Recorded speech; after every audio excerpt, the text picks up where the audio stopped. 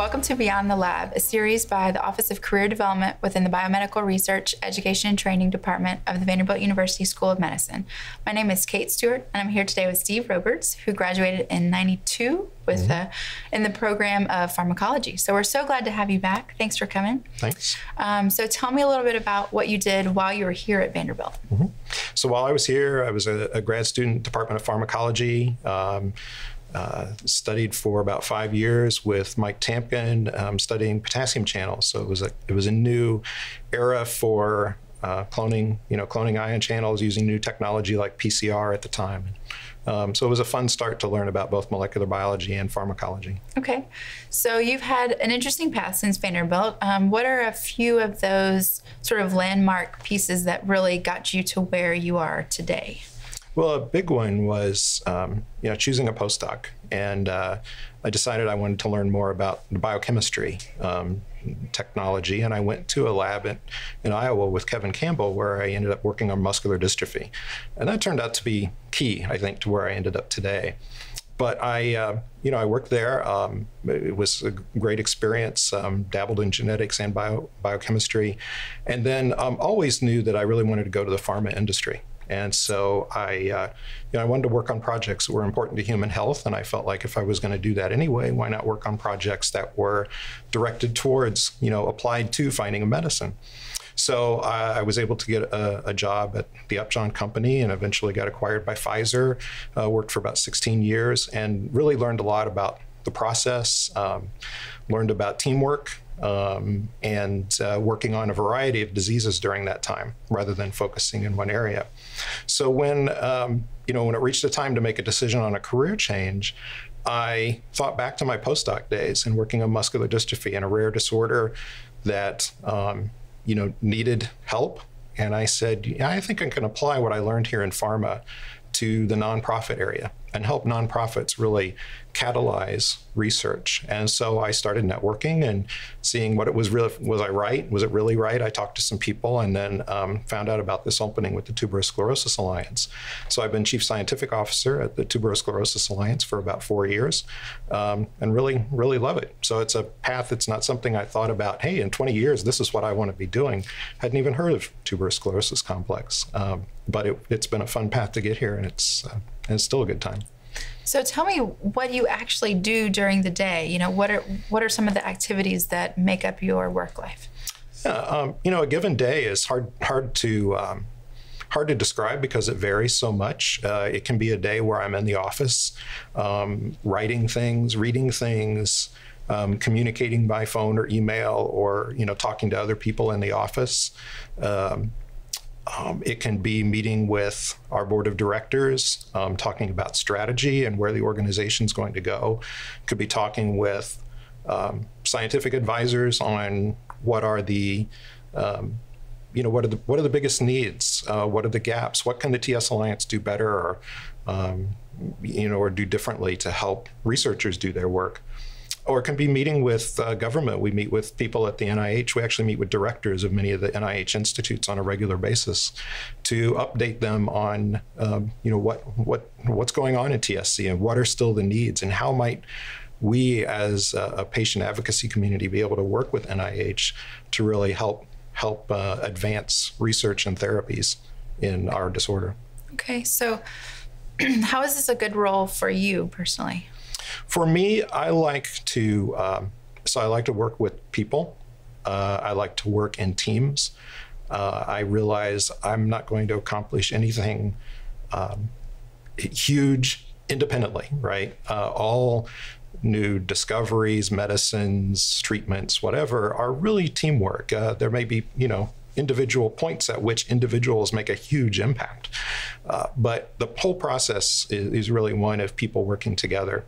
And having worked inside a company and seen the intense teamwork and really asking the tough questions, is this the project that we're going to invest in, or is it something else? And really, really thinking critically about that. But then once we make the decision to go, really working together to advance it.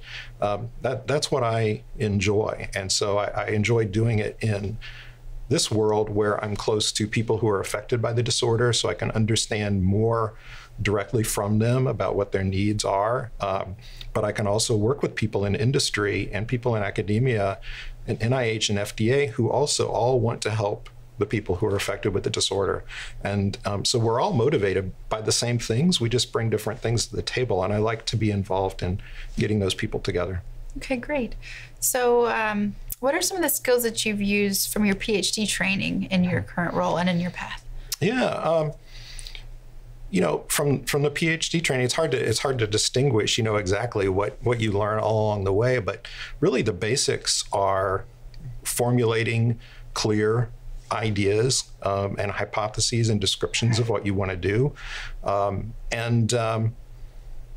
you know, and making the case that it's valuable, right? So you're always talking to colleagues, you're talking to your mentor or your thesis committee about what you might want to do, and really, you know, you get pushback, and you should, because everybody should be skeptical when it comes to science, and I think that's something that certainly, you know, whether it's those discussions, presentations, but it's that process of formulating those ideas and really thinking hard about them that still use every day. Okay, so what are some things that you needed to learn, skills that you needed to learn when you are now in this role? So a big one, I think, a big change is the team environment and the teamwork.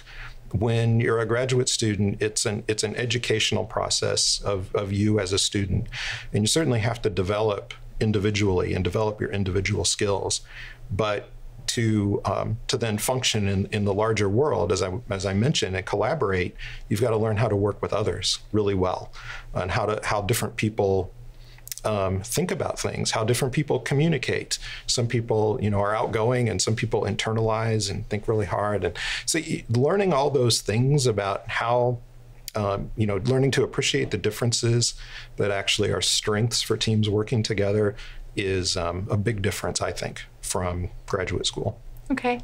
So you spoke briefly earlier about your experience networking. What does networking look like for you, and what are some of the strategies that you use to network? Yeah, networking is a tough one because I think the key is, and actually some things that have paid off for me are just simply, you know, when I'm at a new conference, I'm in a room full of people I don't know, I just go up to somebody and sit down, or stand, you know, or stand and say hi. Because I never, you know, I don't really know who they are. And a lot of times those don't pay off, and I'm, you know, okay, maybe I'm not as interested in what they're doing or what they're asking as I might be, but sometimes they really do pay off, and you end up talking about things that you never knew. Other than that, you know, the networks that you form on a day-to-day life, right? So your mentors, your other professors, other students that you never know who you're going to run into, and who is going to, you know, who's going to be able to identify or recommend that next job for you, or connect you with that next collaborator or funding source, and all of those are very important. So the most important, I think, is to maintain that network that you already engage on a day-to-day basis, but don't be afraid to stretch yourself occasionally, because that's not my nature to just go up to a stranger and say hi. But by making myself do it, it actually has worked out a few times. That's great. So in your role, what does work-life balance look like for you? Yeah, work-life balance is something, again, it's very individual. So for me, it is not drawing a strict line between them. It's taking time from the work day, if I need to, for personal things, but at the same time, when I'm home and all I'm doing is watching a baseball game, or I'm not doing anything else, I can get some work stuff done.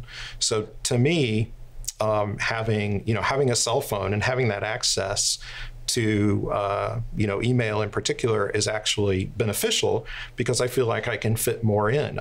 For me, it's not drawing that line. For others, it might be. It might be that division of, this is my work time and this is my family time. But I like to blur the lines. Okay. So just as your last question, what would you wish you knew as a PhD student that you know now? That's a very long list of things that I wish I knew. Maybe the thing I wish I knew as a grad student is how uncertain everything really is.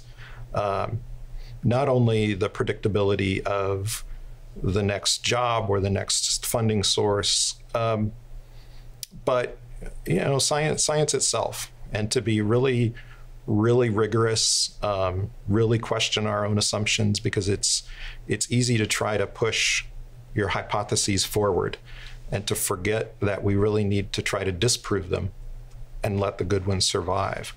And I would say it's not that I didn't learn that as a grad student, because I think I did, but the whole unpredictability and the need to constantly rethink and reevaluate is something that that's really important, and that lasts a whole career.